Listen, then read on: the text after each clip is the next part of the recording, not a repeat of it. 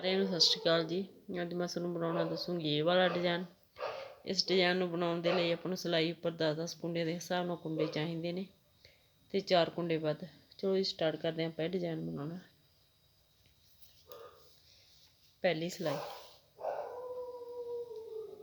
ਪਹਿਲੇ 7 ਕੁੰਡੇ ਉਲਟੇ ਬਣਾਂਗੇ। 1 2 3 4 5 6 7 धागा बैक साइड 3 कुंडे सीधे 1 2 3 सारी सिलाई जी आप इस तरह ही बुनते जावांगे। 7 कुंडे उल्टे 3 कुंडे सीधे।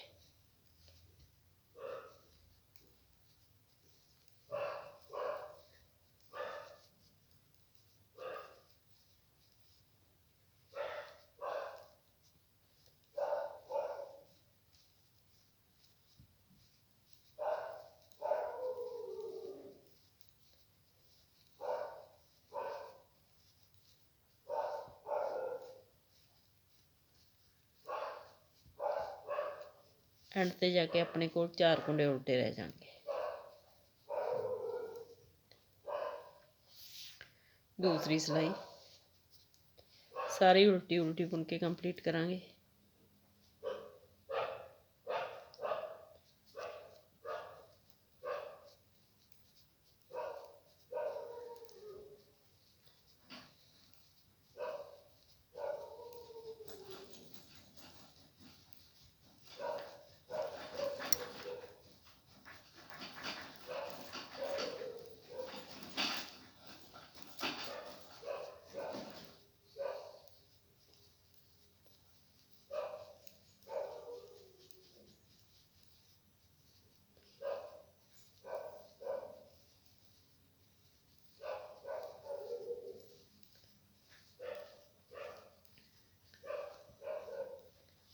तीसरी सिलाई सेम पहली सिलाई की तरह बुनांगे।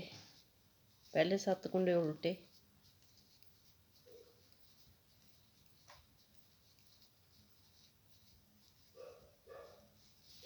तीन कुंडे सीधे।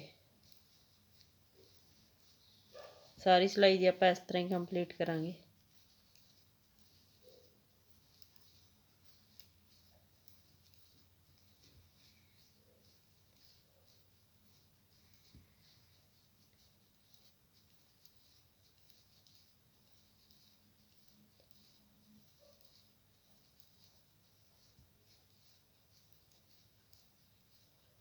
एंड ते अपने को 4 कुंडे उल्टे रह जाएंगे।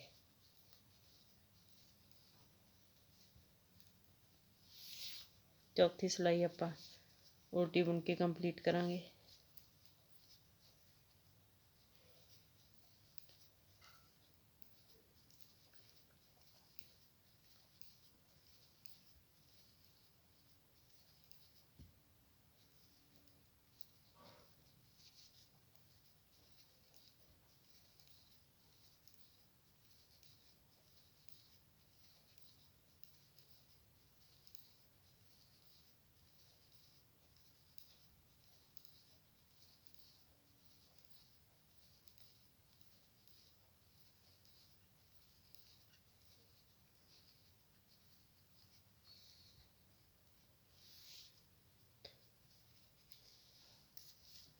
पांचवी सिलाई सेम पहली सिलाई की तरह बुनांगे। 7 कुंडे उल्टे 3 कुंडे सीधे।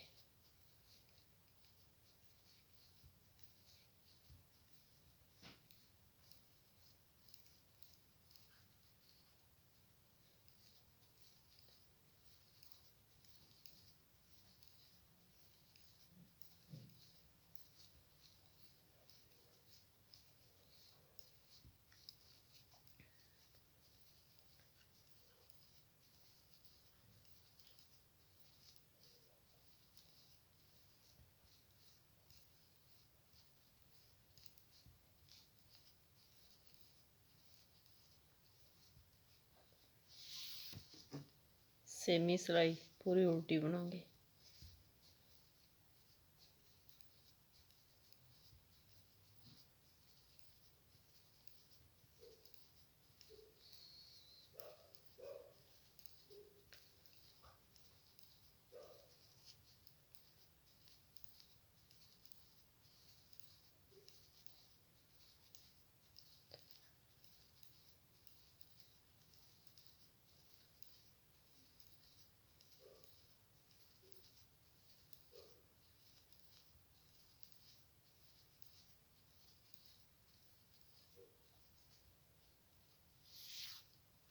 7ਵੀਂ ਸਿਲਾਈ।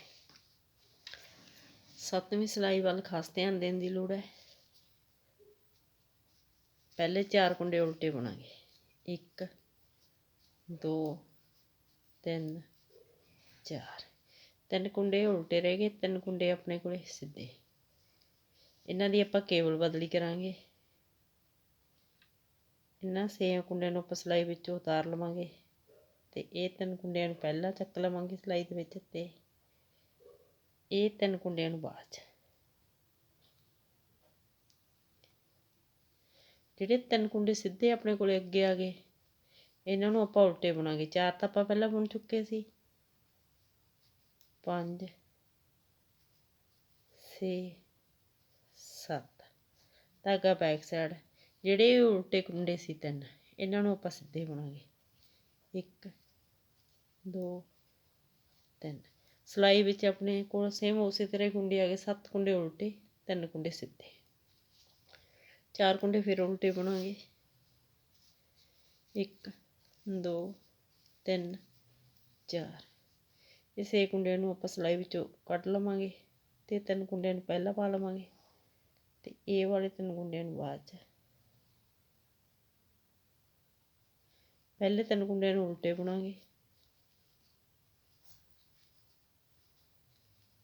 ਇਹ 3 ਕੁੰਡਿਆਂ ਨੂੰ ਸਿੱਧੇ ਬੁਣਾਂਗੇ।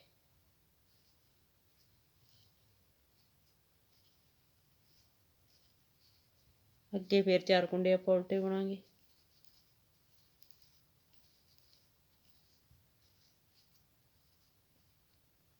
ਇਹ 6 ਕੁੰਡਿਆਂ ਨੂੰ ਫਿਰ ਉਤਾਰਾਂਗੇ ਸਿਲਾਈ 'ਚੋਂ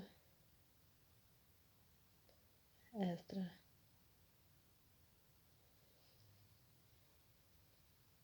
ਪਹਿਲੇ 3 ਕੁੰਡਿਆਂ ਨੂੰ ਉਲਟੇ ਬੁਣਾਂਗੇ।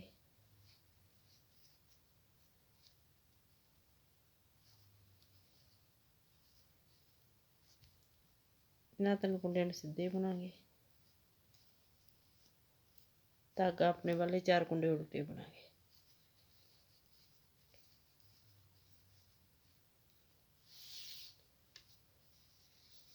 ਅੱਠਵੀਂ ਸਿਲਾਈ ਪੂਰੀ ਉਲਟੀ ਉਲਟੀ ਬੁਣ ਕੇ ਕੰਪਲੀਟ ਕਰਾਂਗੇ।